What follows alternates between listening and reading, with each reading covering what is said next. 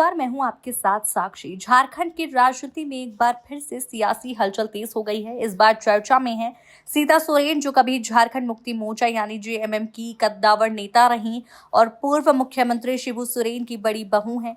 लेकिन अब उनकी जेएमएम से संभावित वापसी से पहले एक और खबर ने राजनीतिक गलियारों में हलचल मचा दी है।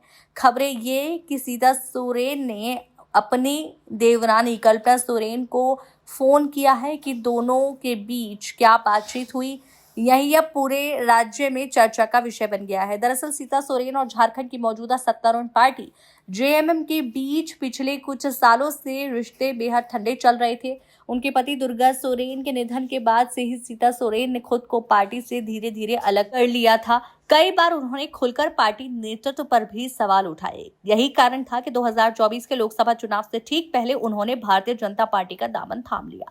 लेकिन अब हाल ही के घटनाक्रम बताते हैं कि सीता सोरेन दोबारा अपने घर वापसी के मूड में है।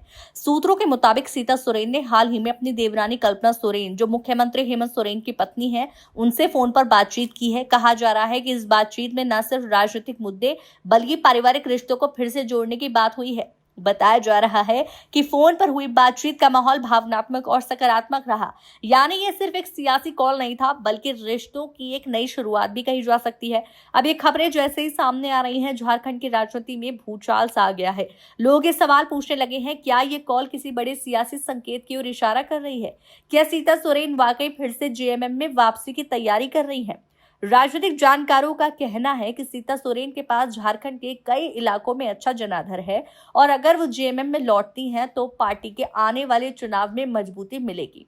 वहीं उनके बीजेपी छोड़ने की चर्चा भी अब और तेज हो गई है। कहा जा रहा है कि बीजेपी में उन्हें वो सम्मान और भूमिका नहीं मिली जिनकी उन्होंने उम्मीद की थी। यही कारण है कि उन्होंने फिर से परिवार और पुराने राजनीतिक रिश्तों की ओर रुख किया है।